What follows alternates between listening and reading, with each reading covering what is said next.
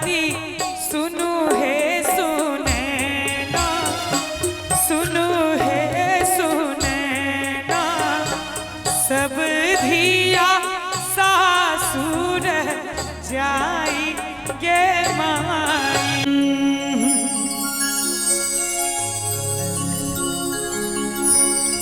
कथिए सजावोल नगर अयोध्या से, कथिए जनकपुर धाम गे माई।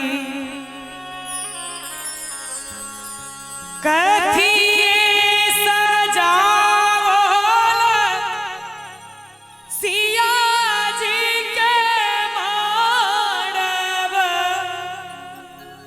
सिया जी के माड़व, कथिए सजल यात गे माई। सब घर में बेटी हेती, बहिन हेती, माँ हेती, एक लड़की के जीवन केहन होय छे से बता दी।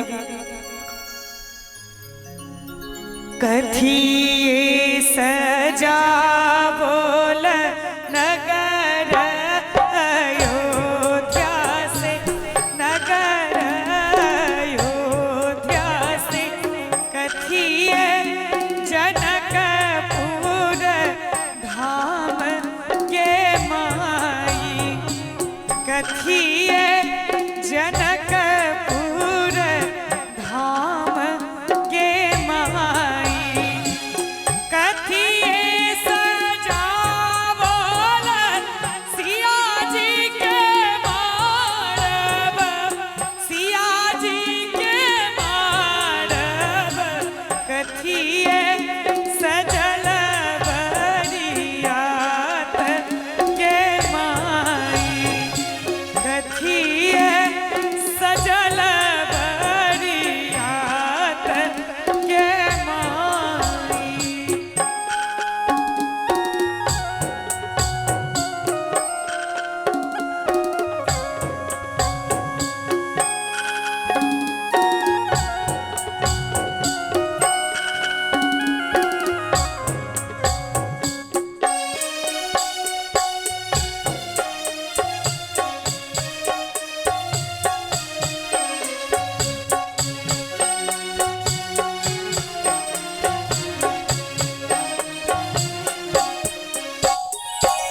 सोना सो सजावोल नगर अयोध्या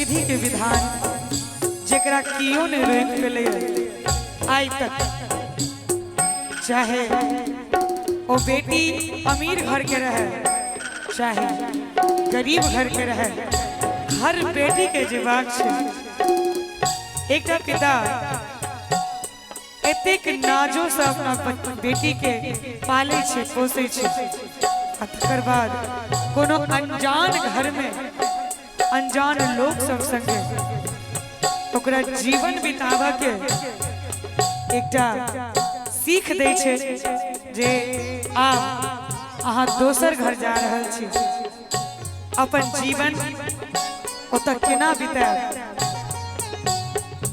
से हर माय बाप अपना बेटी के सिखबैत छथिन। अंत में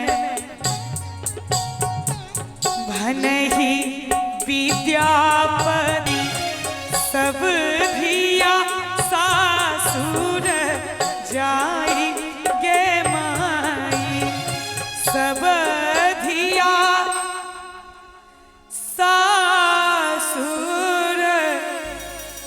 जा